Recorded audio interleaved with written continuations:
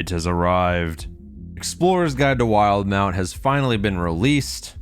Actually, it's been released for a couple days. My copy just took a little bit longer than I wanted to get here. And this book has so much information and includes probably some of the coolest new class options, sub-race options. I'm going to break this book down into several different videos reviewing each different section. And today we are going to start with the new sub-race / race options.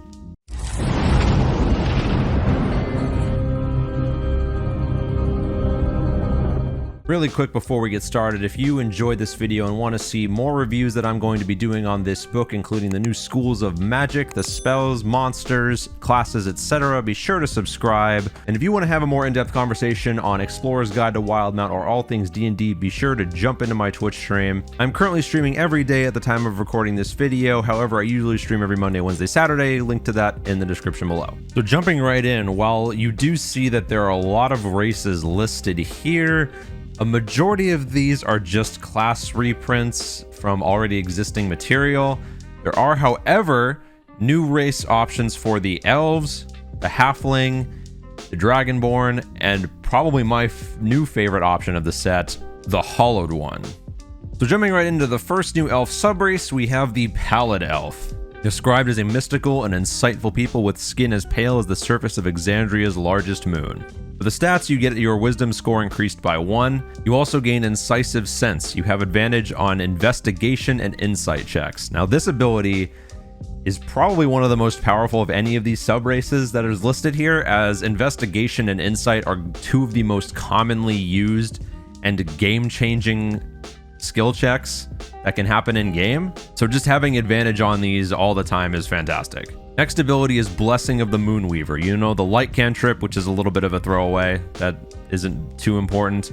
When you reach 3rd level, you can cast the sleep spell once and regain the ability when you finish a long rest. Sleep is probably one of the most underutilized spells for low-level play, as you can essentially incapacitate an entire horde of low CR enemies with a single cast if you roll well. So I think that this ability isn't one that you want to sleep on. When you reach 5th level, you can cast invisibility only on yourself once and regain that ability on a long rest. Now, being able to do this whether you're a caster or not without having to use a spell slot or any components, etc., this is a pretty nice ability to have on a race. I think throwing this on something like a rogue build would just be fantastic for that type of playstyle. Getting sleep and invisibility, it's pretty nice. Moving on to the other new elf subrace of this book, we have the Sea Elf, described as a reclusive and deeply territorial people who have as much in common with merfolk as they do with other elves. Moving right into the stats, your constitution score increases by 1, pretty nice. You have proficiency with the spear, trident, light crossbow, and net.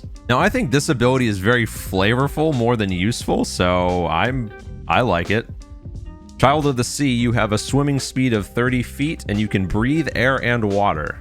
Natural water breathing is very niche, so definitely if you're looking to utilize this ability a lot, make sure you're in the right campaign. I'm thinking of something like Ghosts of Saltmarsh would probably be good for this. Friend of the Sea, using gestures and sounds, you can communicate simple ideas with any beast that has innate swimming speed. Now, I'm not exactly sure how you would use this in a campaign. If you guys have any ideas, be sure to leave them in the comments. For your languages, you can read, speak, and write Aquan. If you like talking to water elementals, then this is the race for you. Moving on to the new subrace option for halflings, we have the Lotusden Halfling. Described as long tied to the natural heart of the Lotusden Greenwood, these halflings have adapted to live synergistically with the chaotic laws of the wilds. For the stats, your wisdom score increases by 1. Child of the Wood, you know the Druidcraft cantrip. When you reach 3rd level, you can cast Entangle once using this trait and regain the ability to do so when you finish a long rest. That's pretty helpful in certain circumstances. When you reach 5th level, you can cast Spike Growth once and get it back on a long rest. That's pretty nice. Casting these spells doesn't require components or for you to have spell slots at all. So again, you can cast this as a martial class, which could be useful. Timberwalk, ability checks made to track you have disadvantage and you can move across difficult terrain made of non-magical plants and undergrowth without expending extra movement. This ability is extremely niche and seems like it would only come into play like maybe only once in a campaign, so kind of a throwaway ability here. Overall, I think this is a very flavorful subrace for Halfling. I think giving them this in tune with nature sort of option is kind of cool. But these overall don't seem just in general as useful as some of the other subrace options for Halfling. If anyone is seeing something that I don't with this Halfling subrace, please let me know in the comments. And now we move on to the first and only brand new race of Wildemount, which is the Exandrian Orc. Exandrian Orcs are not bound to commit evil acts by nature, and Orc has the following racial traits. For your ability score, your strength score increases by 2 and your constitution increases by 1. Very nice. For your height, you could be as tall as 8 feet and weigh up to almost 300 pounds. Very well-built character. Walking speed is 30, pretty standard. You get dark vision, pretty standard as well. You also get the aggressive ability. As a bonus action, you can move up to your speed toward an enemy of your choice that you can see or hear. Now, gaining an additional walking speed as a bonus action is very nice. A lot of dangerous low-level monsters get this ability too, so very nice ability overall.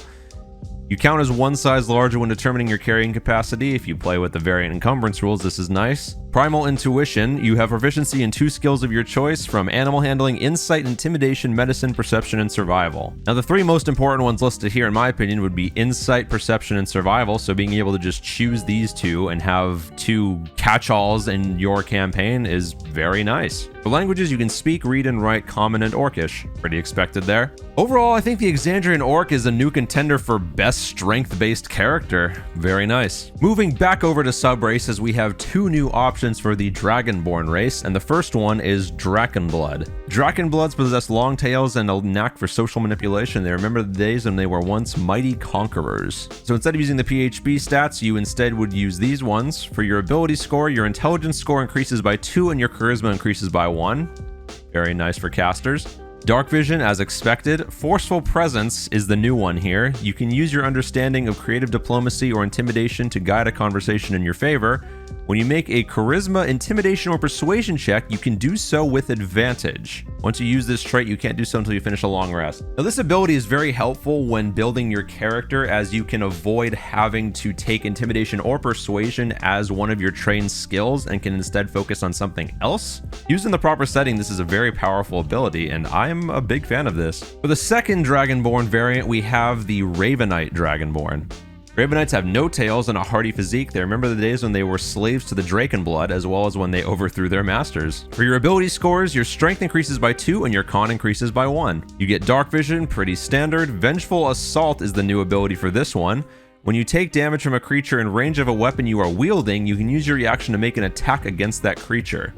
When you use this trait, you can't do so until you finish a long rest. Now, this ability is a very powerful once per rest feature that you just get on a racial. I'm very excited to see the possibilities with this race. Moving on to the final new racial option, and my personal favorite of this book, the Hollow One. Now, the TLDR of this section is that the Hollow One basically functions similar to a Revenant, but in physical form, which I think is just insanely cool from a flavor perspective. Now, it's important to note that this is not actually a new race you could play, but a supernatural gift that you tack onto your already existing race. So should your DM allow it, you could be able to play as this character and gain the following benefits. This also follows the supernatural gifts rule found in the DMG in Chapter 7. Ageless, you don't age, and effects that would cause you to age don't work on you. Very cool. Cling to life. When you make a death saving throw and roll a 16 or higher, you regain 1 hit point. So being able to have a 20% chance to automatically stabilize on a saving throw is very insane, and I think it's probably the coolest ability of any of the ones listed in this entire book. Revenants, you retain your creature type, yet you register as an undead to spells and other effects that would detect the presence of an undead creature type. Just a cool little flavorful thing there. Unsettling Presence. As an action, you can unsettle a creature you can see within 15 feet of you. The target has disadvantage on the next saving throw it makes within the next minute. Constructs, undead, and creatures that can't be frightened are immune to this. Once you use this, you can't use it again until you finish a long rest. Now, the important thing to note with this ability is that there is no saving throw. They automatically just gain disadvantage. It is done with an action though, so you do have to kind of commit to whatever you are trying to accomplish with this. Now, it should also be noted that this applies to death saving throws, and giving this type of ability to a Revenant type creature is really cool in my opinion. And that is going to do it for the new race slash sub-race options slash supernatural gifts, I guess, for the Explorer's Guide to Wildemount. There There is a lot more to cover in this book, including the addition of a brand new school of magic and my personal favorite, Dunamancy. So subscribe to make sure you don't miss that video coming out pretty soon after this one. And until next time, guys, happy gaming.